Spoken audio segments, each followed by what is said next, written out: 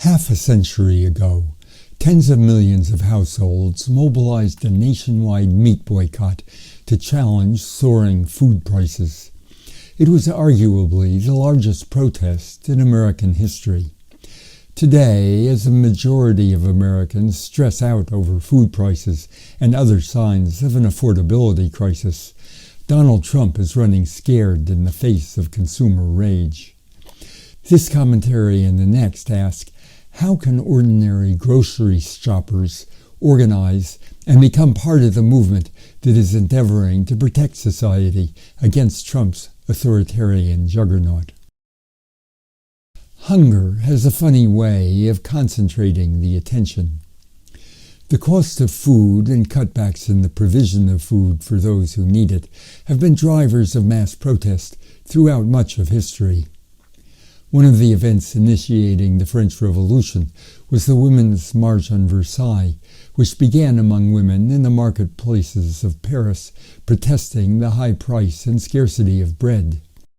Their demonstrations quickly became intertwined with the activities of those who were seeking an end to autocracy and had just issued the Declaration of the Rights of Man. The 2008 Egyptian general strike over rising food costs provided inspiration for the overthrow of Egyptian dictator Hosni Mubarak 3 years later. In 2022, in Sri Lanka, rising food prices, among other grievances, led to protests that culminated in the overthrow of the ruling regime. Recent months have seen the emergence of a powerful movement-based opposition to Trump and MAGA, manifested in the 7 million participants in No King's Day and the unprecedented on-the-ground opposition to ICE and National Guard occupations of American cities. At the same time, the price of food for Americans of every class has soared. A survey this summer by the Associated Press and NORC found the cost of groceries has become a major source of stress for just over half of all Americans, outpacing rent, health care, and student debt. What are sometimes belittled as pocketbook issues like the cost of food, housing, and medical care have become critical issues for a majority of Americans. So far, the hundreds of millions suffering from inflated prices have not found a way to organize themselves and fight back, nor has the movement-based opposition highlighted their cause. But a rarely remembered consumer boycott half a century ago indicates how such self-organization against high food prices might emerge. Ann Giordano, age 33, described herself as just a housewife. She recalled that she was never particularly conscious of food prices. Her Staten Island kitchen didn't have enough shelf space for her to buy in large quantities. But one day, when she had put the groceries away, there was still space left on the shelf. She vaguely wondered if she had left a bag of groceries at the store. Next time she came home from shopping, she looked in her wallet and concluded that she had accidentally left a $20 bill behind. When she went back to the supermarket and found out how much her food really cost, she suddenly realized where the shelf space had come from and where the money had gone. It was early spring in 1973. Inflation was rising. Food prices were soaring, and millions of shoppers nationwide were having similar experiences. Mrs. Giordano called some of her friends and discussed the idea of a consumer boycott, an idea that was springing up simultaneously in many places around the country in response to rising food prices. Soon a substantial network of women was calling homes all over Staten Island, spreading word of the boycott. They called a meeting at a local bowling alley, to which over 100 people came on 2 days' notice. They named themselves Jet Stop, Joint Effort to Stop These Outrageous Prices, and elected captains for each district. Within a week, they had covered Staten Island with leaflets, picketed the major grocery stores, and laid the basis for a highly effective boycott. Mrs. Giordano and her friends were typical of those who gave birth to the 1973 consumer meat boycott, a movement which, as a newspaper account described it, started in 100 different places all at once, and it's not led by anyone. Quote, "The boycott is being organized principally at the grassroots level, rather than by any overall committee or national leadership. It is made up mainly of groups of tenants in apartment buildings, neighbors who shop at the same markets in small towns, block associations, and, perhaps most typical, groups of women who meet every morning over coffee. All have been spurred into action by the common desire to bring food prices back to what they consider a manageable level." The 1973 consumer meat boycott was surely the largest mass protest in American history.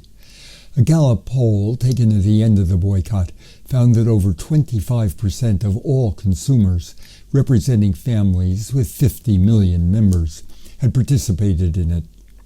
Large retail and wholesale distributors reported their meat sales down by 1/2 to 2/3. The boycott was strongest among what the press referred to as middle-income families, those with incomes around the then national average of $10,000 to $12,000 a year. It represented, in the words of one reporter, an awareness that, for a whole new class of Americans like themselves, push has finally come to shove. In low-income neighborhoods, sales fell less during the boycott, largely because, as retailers pointed out, the residents who couldn't afford much meat at any time had been cutting back for weeks due to high prices. As one Harlem merchant said, "How much can these people tighten their belts when they don't have too much under their belts in the first place?" Some advocates of the boycott made the dubious argument that it would bring meat prices down by reducing the demand for meat. Most participants, however, saw the movement as a protest, a way of communicating to politicians and others what they felt about the rising costs of living. President Nixon responded by putting a freeze on meat prices, but his move was met with scorn by many boycotters who felt their prices were already far too high. "They locked the barn door after the cow went through the roof," commented one housewife.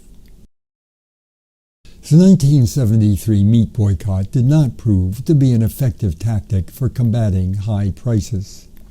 Lacking a further strategy for meeting its participants' needs and failing to hook up with the other mass insurgencies of the time, the movement soon lost momentum. Participants stopped coordinating their activity and returned to more individual strategies. But it did show the tremendous capacity of ordinary people to organize themselves on a massive national scale around issues of mutual concern, in this case, the price of food. Recent months have seen the emergence of the consumer boycott as a powerful vehicle for combating the Trump regime and undermining its pillars of support. Today's boycotts are far more effectively targeted on specific institutions and realizable demands. For example, when the Tesla takedown challenged Elon Musk's role in demolishing federal agencies and jobs, sales plunged and company stocks fell 13%. A boycott campaign against Target, initiated in January by the local black community in Minneapolis over its reversal of its DEI policies, has now cut sharply into its sales, helping lead to a stock plunge of 33%, a $20 billion loss in shareholder value and replacement of its CEO. When Disney took late-night host Jimmy Kimmel off the air for comments he made following the murder of Charlie Kirk in September, the Working Families Party and others put together a toolkit that explained how to cancel a Disney subscription. The Wall Street Journal reported that customers ditched Disney at double the normal rates in September. Disney brought Kimmel back within days.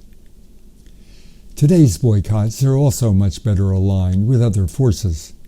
For example, in the days following Thanksgiving, Major organizations that had backed the million-strong National No Kings and May Day 2025 days of action, including Indivisible, 5051, and May Day Strong, swung behind the boycotts of Target, Amazon, Home Depot, and other major corporations.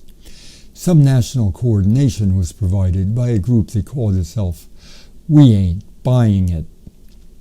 Quote, "This action is taking direct aim at Target for caving to this administration's biased attacks on DEI, Home Depot for allowing and colluding with ICE to kidnap our neighbors on their properties, and Amazon for funding this administration to secure their own corporate tax cuts." These groups and many others are backing the boycott in support of striking Starbucks workers under the slogan, "No contract, no coffee." Like the Tesla takedowns, these boycotts are coordinated with and often spearheaded by demonstrations and other forms of direct action at physical locations, and they are finding ways to stimulate other forms of pressure on their targets. The Amazon protest group Athena for All, for example, is encouraging local groups to demand an end to local contracts with Amazon, permission for Amazon expansions, and public subsidies for Amazon. Today's boycott actions are better targeted and better aligned to the 1973 meat boycott, but so far they have not drawn in much of the population that is directly harmed by Trump and his corporate backers. The 1973 meat boycott shows that pocketbook issues such as inflation and most notably food prices can be a basis for self-organization and action beyond the electoral arena among the wide swath of people they affect. The 1973 meat boycott illustrates the way what are sometimes dismissed as kitchen table issues can be drivers of self-organization and massive outpourings of public discontent.